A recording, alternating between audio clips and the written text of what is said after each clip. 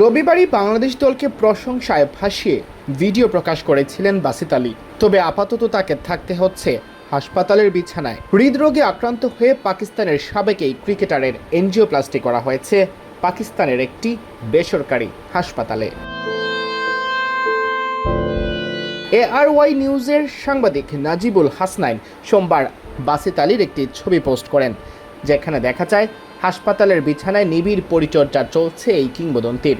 আঙুলে লাগানো pulse oximeter, আইসিইউর মনিটরে দেখাচ্ছে হার্ট রেট, ব্লাড প্রেশার সহ শারীরিক অবস্থার বিভিন্ন সংকেত। আর বাসিত আলীর হাতে মুঠোফোন। সেই ছবির ক্যাপশনে লেখা হয়েছে, আমাদের প্রিয় বাসিত আলী এনজিওপ্লাস্টির মধ্য দিয়ে যাচ্ছেন। আমরা তার সফল চিকিৎসা ও দ্রুত সুস্থতা কামনা করছি। সবাই তাকে নিজেদের ভাবনা ও প্রার্থনায় রাখুন। এই ছবিটি দেখে উৎকণ্ঠা ছড়িয়ে পড়ে ক্রিকেট অঙ্গনে। জানা গেছে, কিছুদিন ধরেই হৃদরোগের সমস্যা অনুভব করছিলেন এই সাবেক ক্রিকেটার। এরই অংশ হিসেবে হাসপাতালে ভর্তি হন। সেখানে চিকিৎসকরা তার হার্টে ব্লক পেলে সাথে সাথে এনজিওপ্লাস্টি করা হয়।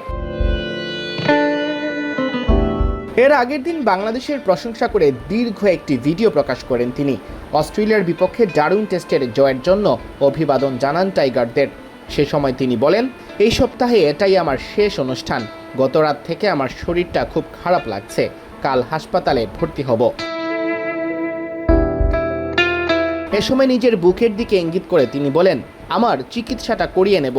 দোয়া রাখবেন যাতে যে চিকিৎসা প্রয়োজন তা ঠিকভাবে হয়ে যায়, তাহলে আবার আপনাদের সামনে হাজির হব।